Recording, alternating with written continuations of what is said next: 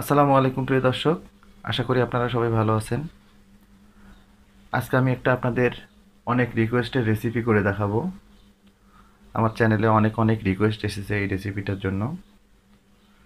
আমি আজকে আপনাদের করে দেখাবো বিয়েবাড়ির স্পেশাল সবজি রান্না। তো আমি খুব সিম্পলভাবে আপনাদের রান্নাটা করে দেখাবো। আপনারা যদি ভিডিওটা শেষ পর্যন্ত দেখেন তাহলে এই রান্নাটা করতে আপনাদের কোনো বেগেই পেতে হবে না। তাহলে চলুন আমরা রেসিপিটা দেখে নিচ্ছি। বিয়েবাড়ির সবজি করার জন্য আমি এখানে কয়েক রকম সবজি নিয়েছি। এখানে আমি নিয়েছি পেঁপেগুলোকে এভাবে আমি স্লাইস করে নিয়েছি আমি পাতাকপিগুলোকে একটু বড় করে আমি কেটে নিয়েছি। আর নিয়েছি আমি এখানে ফুলকপিগুলোকে এভাবে কেটে নিয়েছি আমি গাজরগুলোকে এইভাবে স্লাইস করে নেওয়া। আর আমি অপশনাল হিসেবে নিয়েছি ক্যাপসিকাম। আমি এখানে 3 ধরনের ক্যাপসিকাম নিয়েছি। এটা হচ্ছে গ্রিনটা, এটা ইয়েলো এবং এটা হচ্ছে রেড। আমি এগুলোকে দেখুন এইভাবে একটু বড় করে সাইজ করে নিয়েছি। যদিও বিয়েবাড়ির সবজি তৈরি করার জন্য নির্দিষ্ট কোনো সবজি নেই, যে কোনো সবজি এখানে ইউজ করা যেতে পারে। তবে একই রকম যদি সবজি ইউজ করা হয়, যে সবজিগুলো দেখা যাচ্ছে যে কাছাকাছি সিদ্ধ হয়, এরকম সবজিগুলো ব্যবহার করলে খুব সুন্দর রান্না হয়। আর এর বাইরে আমাদের লাগবে হচ্ছে মুরগি। এখানে আমি মুরগির বুকের মাংস নিয়েছি, দেখুন এইভাবে কিউব করে কেটে নিয়েছি ছোট ছোট করে। তো এখন আমরা শুরুতেই মুরগির মাংসটাকে হালকা একটু ম্যারিনেট করে নিব। মুরগিটাকে ম্যারিনেট করে নেওয়ার জন্য আমি এখানে হাফ চা চামচ আদা বাটা দিয়ে দিচ্ছি হাফ চা চামচ রসুন বাটা। শুধু মুরগিটার জন্য পরিমাণ মতো একটু লবণ দিয়ে দিচ্ছি। একটু হাত দিয়ে মাখিয়ে নিব। আর একটু বলে রাখি আপনাদের, আমরা সবজিগুলোকে সিদ্ধ করব না, ডিরেক্ট আমরা রান্না করে নিব। তার কারণ আপনারা হয়তো জেনে থাকবেন যে বিয়েবাড়ির যে সবজিটা হয়ে থাকে, এটা কিন্তু বাবুর্চিরা কিন্তু আলাদা করে সিদ্ধ করে নেয় না, ডিরেক্ট রান্না করার সময় এটা সিদ্ধ হয়ে যায়। তো যাই হোক, এখন আমরা এটা 20 মিনিটের জন্য ম্যারিনেট করতে রেখে দিচ্ছি। তাহলে 20 মিনিট পরে সরাসরি আমরা চুলায় চলে যাচ্ছি। মাংসটাকে 20 মিনিট আমি ম্যারিনেট করার পরে সরাসরি চুলায় চলে আসলাম। আমি চুলায় একটি প্যান বসিয়ে দিয়েছি। প্যানে আমি 2 টেবিল চামচ মতো তেল দিয়ে দিয়েছি। তেলটাও গরম হয়ে গেছে। এখন আমি এতে দিয়ে দিব 3টা এলাচ এবং 2 টুকরা দারুচিনি। মশলাটাকে হালকা একটু ভেজে নিলাম। এখন আমি এতে চিকেনটা দিয়ে দিচ্ছি।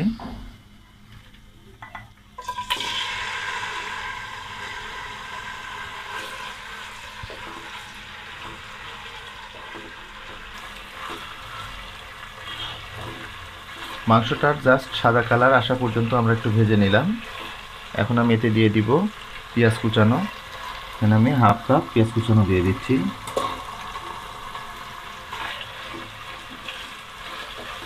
পেঁয়াজ দেওয়ার পরে আমি আরও 2 মিনিট মতো ভেজে নিলাম। এখন আমি এতে দিয়ে দিব গাজরগুলো,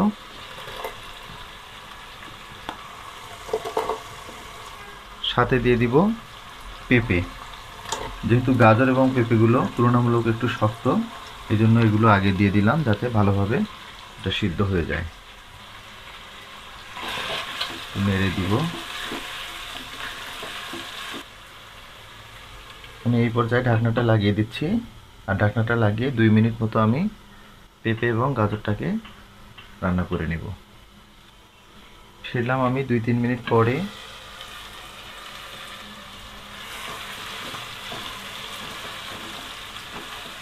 গাজর এবং পেঁপেটাকে একটু আমি রান্না করে নিলাম। এখন এই পর্যায়ে আমি দিয়ে দিব ফুলকপিগুলো।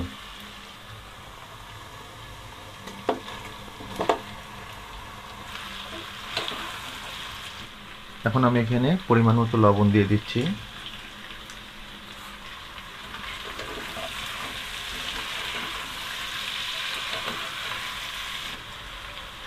এখন আমি ঢাকনাটা লাগিয়ে দিচ্ছি। আর এইভাবে আমি 2-3 মিনিট মতো আরও রান্না করে নিব। ফিরলাম আমি 2-3 মিনিট পরেই। একটু নেড়ে দিব। দেখুন ফুলকপিগুলো কিন্তু পানি ছেড়ে দিয়েছে।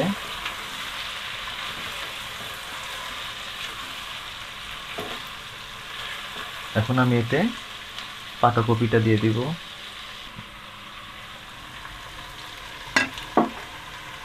সাথে ক্যাপসিকামগুলোকেও দিয়ে দিব।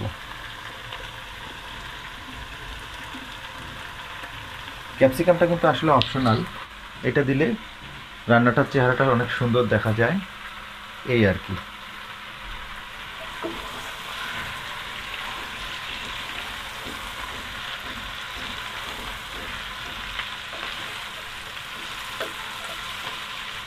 সবগুলো সবজি দেওয়ার পরে আমি ঢাকনাটাকে আবার লাগিয়ে দিচ্ছি, আর ঢাকনাটা লাগিয়ে আমি আরও 2-3 মিনিট মতো রান্না করে নিব। ফিরলাম আমি 2-3 মিনিট পরেই, আরেকবার একটু ভালোভাবে নেড়ে দিব। এখন আমি দিয়ে দিচ্ছি এখানে 1.5 কাপ মতো লিকুইড দুধ,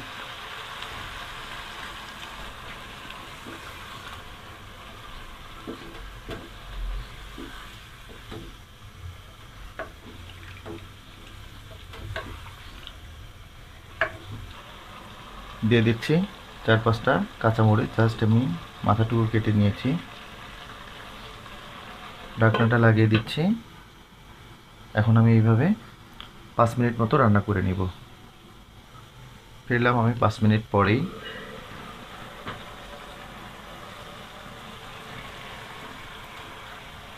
ওয়াও, দেখুন সবগুলো সবজি কিন্তু খুব সুন্দরভাবে সিদ্ধ হয়ে গেছে অলরেডি।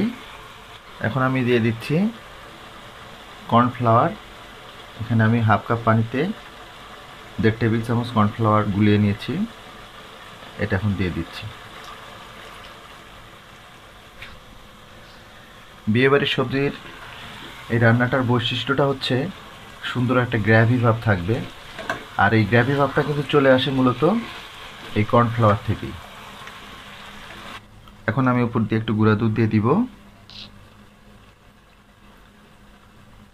এই রান্নাটাতে গুঁড়া দুধ অথবা মাওয়া ইউজ করতে হয়, তো আমি 2 টেবিল চামচ মতো গুঁড়া দুধ দিয়ে দিলাম।